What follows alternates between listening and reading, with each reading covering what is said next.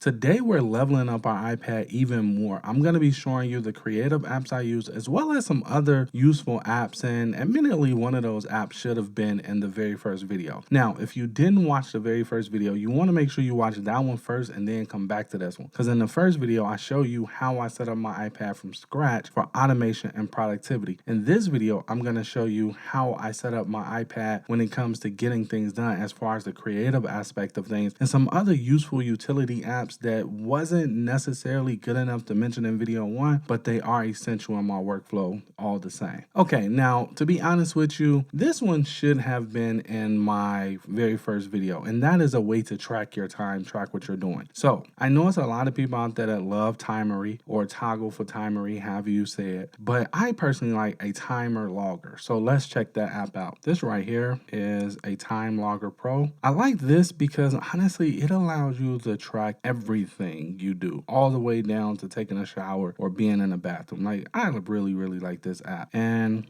the only downside to this app is it doesn't have as much automation as Timery do. So I'm gonna just say download, and we're gonna get that a lot because I'm on my mobile hotspot and not on my house Wi-Fi because the internet in the house sucks. But I'm gonna show you Timery too because I think I'm gonna install that one as well. It's called Timery for Logger. This is it. I like this one because when I was looking at this earlier, this is my second time doing this video, but when I was looking at it earlier, I seen one that I really like, which is this right here. Being able to have something like this a part of my dashboard and instantly getting a glance at where my time is going, I think that would be superb. So this is what made me want to install this one right here. So I'm gonna have both of them running side by side and see which one I like the most. And based on which one I like the most, it's gonna be the one I keep. The other one, I'm gonna just delete. All right, so this is that. Now, when it comes to me and my ideas, as you already know, if you watch video one, I'm all about OmniFocus when it comes to task management and getting things done. However, I don't like having my ideas in my task manager app. And the reason why for me is honestly, it's like I need to be able to mentally shift into different modes. And I find that for me and the way my brain works is if I have a specific app for something, it's easier for me to get into the mode I need to be in to do that task. So when it comes to ideals and things like that, in my opinion, they are sacred. So as a result of that, I treat them like gold. And I use an app called TickTick. The reason why I use TickTick does a lot of powerful things, but I only use TickTick as an ideal bank. All right, so let's take a look at TickTick. So this right here is TickTick. And if we click right here, we can say download. If we click right here, we can see this is how TickTick look. You have a calendar app. I don't use it. I use Fantastical. You see reminders. You have the Eisenhower matrix. That's I probably really should start using when it comes to my ideas because, I mean, honestly, this is really good. You have your Pomodoro timer built in, your habit tracker built in. You can share and collaborate. You have boosting your productivity, whatever that is. Then you have your data statistics. So again, I use it as an ideal bank. It's probably not the, best use of TickTick, but that's how I use it. So let me show you what I mean right quick. So as you can see, this is how I use it. You can see I got a content pipeline. I have an ad campaign bank. Then I have ideal bank right here. Then I have a product list. Then I have my goals. And then I have a few. These are the pieces of content that's already uploaded and online. This is how I use TickTick. So it's pretty cool. So we can come back over to the App Store. And the next one I want to install is going to be Countdown. Now, Countdown is how I keep myself focused on whatever is going on. So for example, if I say I have 3 months to complete this course and get it online, then I like to see a countdown with that specific goal. Like one of my countdown timers is, having 60 high quality pieces of content. When it comes to me creating a goal for myself, it's always a goal that's within my control. I never create something that's outside of my control, such as I want to have 500 subscribers by X. Honestly, I don't control that. What I do control is staying consistent and putting up quality content. I control my output. So therefore, everything that I do is based around my output and the things that I can control. And to track that, I use a tool called Countdown Widgets. So let's install it. I think it's widget and counter. Yeah, this is it right here. So I can click on here and I'm gonna say download, and I'm going to show you this really. All right, so this is how it looks. You can make it as fancy as you want, but this is the gist of it. It's just a countdowner. So you can use it for events. You can use it for goals. I use mine for goals, as well as I think I got Christmas on here as well too. The next app that I like to use is called Rise. This app allows me to track how well I sleep. It also gives me some useful data as far as when I'm at my peak, when I should take a rest or when my battery is running low, etc. It's a pretty cool app. So let's take a look at it. And this is it right here. Rise Sleep Tracker is this one right here. So I'm just gonna click on that. Then I'll open it up and I'll show it to you. We're going to say install, and I'm going to click right here. And this is how it looks. Like, it literally shows you your energy level and all that other cool stuff. So I like it. It's a part of my dashboard. So we're going to be building out our own dashboard in a little bit in another video, but this right here is laying the foundation for that. My next one that I like is an app called Streaks. Now, it does exactly what it sounds like. It's a habit tracker. The reason why I like this is because it allows me to keep my habits that I want to focus on front and center on my home screen. So let's install Streak. And this right here is Streaks. Now, again, let's click download. I like this because, as you can see, it gives you some useful statistics. So if you're not getting somewhere, like if you have a weight loss goal and you feel like you're working super hard, but then you come over here and look at your data and your data say, okay, well, you're not seeing results because you might feel like you're working hard, but you're missing a lot of days back to back. That's the reason why I like this. This is more of accountability type deal for me than it is anything else. The next one that I like is Go Gentler I think it's called Gentler Streaks or something like that. But the reason why I like this app is because it gives me that window of where I should play at. Meaning, should I be resting today because I've gone too hard this week, or have I been slacking off this week and I really need to step it up? That's what this app do. So we're gonna just add on Gentler, and that's this app right here. So if I click into it, I can install it. I'm gonna say download, and then you can see right here it says a more compassionate health and fitness tracker. So again, I like this, and it's a part of my dashboard because I like to know when I'm slacking off. So I have something in my face telling me, hey dude, step up the pace. So that's this app right here. That's all it does. Super simple. My next app that I'm going to install is 100% for me. And that's going to be the next probably 3 apps. It's a user case. So my app is going to be my gym membership app, which is LA Fitness. Now, while I normally wouldn't install LA Fitness on my iPad, because I'm never gonna have my iPad and LA Fitness with me and trying to scan the barcode. But in an effort to be extra thorough, I'm installing LA Fitness because that is something that I would do, and it is a part of my essential apps. So LA Fitness, I'm sure you already know what it is, but you mainly use it to be able to scan into the gym with your membership card, and you can also see how many times you check into the gym and classes and things like that. All right. The next 2, we're going to actually put them together, and that is YouTube and YouTube Studio. The reason why I need YouTube Studio on everything is because it gives me insight into my audience, what they like, what they don't like, and how I can improve my content. All right. So the first one we're going to install is YouTube. I'm positive you already know what YouTube is, so we're going to just glaze over it. We don't have to go into a lot of detail about that. So I'm just going to say download. My next one is going to be YouTube Studio. And if you're not a content creator, then maybe you haven't never used YouTube Studio, but this app right here is refreshing because you get to see real-time data and stats on how you're doing and how you can improve. So it's a must for me. It's on every device I own, except my iPad 12.9 inch, only because it's better to use YouTube Studio on the web than it is the app because you get way more functionality. But on small devices like my Air that I'm using right now, absolutely, YouTube Studio app is the way to go. For this next one, I have to be honest with you. Me and Notion honestly have a love and hate relationship. And the main reason, my main gripe with Notion is it takes too long to download a template. So for example, if I'm on my phone and I'm reading a book, or I'm listening to a book and I want to capture that idea super fast, if I go to Notion to click on my book template to start a new book template to archive that new book inside of my Notion and be able to start putting down my thoughts, man, you might be waiting 5 or 10 minutes for it to get done. Versus with Anywhere,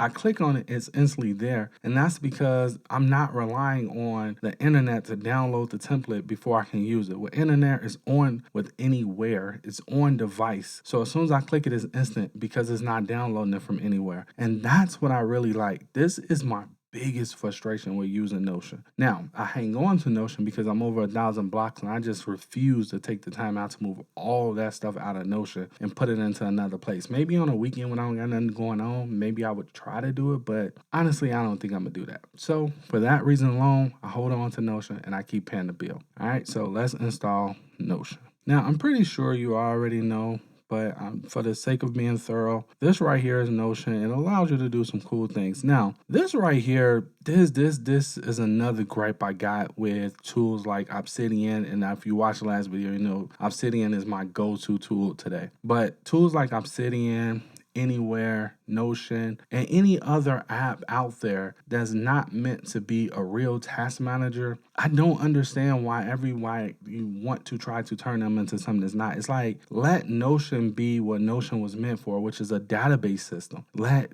Obsidian be what it was meant to be. Don't try to make them more. That's when you run into a lot of complexity and a lot of frustration, especially in the early days of Notion. I mean, it's just recently that Notion has been able to get repeat tasks. At first, you had to add in a lot of different code, do a lot of crazy stuff instead of just using an actual task manager app. I just didn't understand it. But I digress. That's Notion. The next app that I want to talk about is my writing apps. Now, for a long time, my go-to app has always been Drafts. I think Drafts will always hold a place in my workflow just because of my loyalty to it. But more and more, I find myself using Obsidian over Drafts. But we're going to install Drafts because on the days that I don't go to Obsidian, I go to Drafts. Mainly because you can start in Drafts and then send it anywhere, especially if you're using UUIDs. I mean, that is super powerful when you start using UUIDs with shortcuts. It gets fun. But we're going to install Drafts. This right here is Drafts. We can install it. And this right here for me, honestly, is an app that I use. I used to use it all the time, every day, doing all my scripts, everything up in here, and then sending it off to Ulysses or wherever I wanted it to go. But these days, I just leave it in app and just archive it inside of Drafts when I get done. My next app is when it comes to me writing emails, like if I'm sitting down to write an email for my audience to upload, to send out tomorrow, something like that, then what I'm using is IA Writer, mainly because I like the syntax highlighting, but more importantly, it flips a switch in my mind to say, okay, we're finna get into creative writing. Because for me with emails, I'm not trying to be super businessy. I write the way I talk and, I enjoy myself. So with that being said, I use IA Writer. If I tried to do that in Drafts for whatever reason, it wouldn't work for me because I do too many different things inside of Drafts. But when I only use IA Writer to write emails, it works. And that's a big deal in a lot of my workflows, even with TickTick. When I open up TickTick, my mind shifts into ideal mode, creativity mode, versus when I'm in OmniFocus, my mind shifts into, man, we got a lot to get done. Let's focus on the most important things and let's start tackling it. Now, I get it. Everybody's different, but this is what works for me. So let's install IA Writer. All right, so here's IA Writer right here. I could just click right there. And if I'm not mistaken, don't quote me, but I think IA Writer does come on Microsoft or Windows as well. And it definitely comes on all the iOS devices. And they just came out with a new feature that's pretty cool that allows you to detect, that allows the software to tell you what's yours versus what you got from generative AI. So that's pretty cool. You can see how much of your article is 100% you versus how much of your article is dependent upon artificial intelligence. I like that a lot. So that's IA Writer. Now, this next one that I'm using, it's one of those cases where they have one feature that I can't live without. So my next writing app is Ulysses. The reason why I keep Ulysses around is because Ulysses allows me to be able to write up an article inside of Ulysses, do all my edits, do everything, and then I hit one button and automatically get pushed over to my website. Now, the cool thing about this is I don't have to open up another tab. I don't have to copy and paste. I don't have to do any format. As long as I write that article in Markdown, it's going to smoothly transition to everything I need it to be when it gets to the website because it get converted, which is kind of cool. That my gripe with Ulysses, or my downside to Ulysses, is it only work with posts. So if you want to write a page, then you can still write it in Ulysses, but just understand you're going to have to copy and paste that page over to your blog post once it's finished. With post, you can just do everything right there, from tagging it to categorizing it to all that stuff right inside of Ulysses and never having to go to your web browser. So this is the main reason why I keep Ulysses around. If this feature ever went away, then it would be pretty easy for me to walk away from Ulysses, because to my knowledge, it's the only one out here that's doing it right now. I know Obsidian has it published, but it's not publishing to WordPress. It's publishing to your own little personal thing, from my understanding of how it works. So I really like Ulysses for that reason. So let's install Ulysses. This right here is Ulysses. I'm just going to hit the install button. I'm going to say download, and we're going to click right here. And you can see right here, it's nothing too crazy about Ulysses, to be honest with you. It puts me in the mind of Bear with a few extra features, if I'm being completely honest. You can see this is the feature I'm talking about right here. This feature is where it's at for real. And then you can see you can export to PDF, EPUB, stuff like that. Some people write whole books inside of here. So for me, I just like it because you're able to push it out. And you can see it's not just WordPress, but it's Ghost, Medium, as well as micro.blog, whatever that is. So yeah, I like Ulysses a lot for that one feature. Now we got to talk about my creative apps. And honestly, when it comes to creative apps, I do a lot of video, so we're going to start with video. And for me, because if I'm on my iPad Pro M1, DaVinci Resolve, hands down, is where I'm going to play at all day, every day. It's the easiest to use. It gives me some frustration moving around the timeline, but at the end of the day, it allows me to color grade in a work environment that I'm used to since I edit on DaVinci Resolve. Now, with that being said, in any other place outside of my 12.9 inch, I'm going to be using LumaFusion, mainly because Final Cut Pro only allows you to use Final Cut Pro if you have an M1 chip. None of my other iPads have an M1 chip outside of my 12.9 inch. So with that being said, the next best feature is LumaFusion, because it allows me to zip around the timeline super fast. And since I was using it for a fairly long time before any of those other editors came out, I know my way around the software. The only downside to LumaFusion, and what made me jump ship in the first place, is it was very hard for me to get my color grading correctly using LumaFusion. This is the only downside to it. Other than that, everything else looks good. Everything else looks great. If they could change those sliders, I would be the happiest person in the world. But let's install LumaFusion. All right, so this right here is LumaFusion. Now, while LumaFusion is at the time of this video still a one-off payment, they do have they will upgrade you to no end. So every new feature come out is an upgrade. You got to pay for that feature. It's almost like paying a yearly subscription for, the newest features, except in this case, they don't call it a subscription. They just come out with a new feature that they can charge you for, like switching between multicam angles. This feature by itself is like $20. And I think when I first bought the app, I think the app itself was like $20 total when I bought it, maybe 30. I don't know. I didn't have LumaFusion for a long time, but long story short, you can do some really cool advanced stuff with LumaFusion. And I like that they finally came out with this right here. This helps, but this right here, these sliders, yeah, we don't get along. But this is LumaFusion. Now, when it comes to me editing my thumbnails and things like that, hopefully you notice I'm starting to actually try to put some effort into my thumbnails. When it comes to that, I'm using two different things. If it's a picture, then I'm using Lightroom CC. So let's install that. Now, the reason why I'm using Lightroom CC over maybe some other things that you might feel is better is mainly because, honestly, I've been using it for a long time. I took the time to learn it and I like it. And they're constantly coming out with better things. Like, say what you want about Adobe, but when it comes to their Photoshop and their Lightroom, they're constantly iterating on it, making it better and better. So that's the reason why I use it. Photoshop, honestly, I really don't use Photoshop on my iPad. I think is way better solutions out there, which brings me to my next one. If I'm doing photo manipulation or if I'm creating an image from scratch, then I'm using hands down Infinity Photo. Infinity Photo is way better than Photoshop on the iPad. on any mobile device, Infinity Photo wins hands down. So that's the one I use. So let's install Infinity, and this is it right here.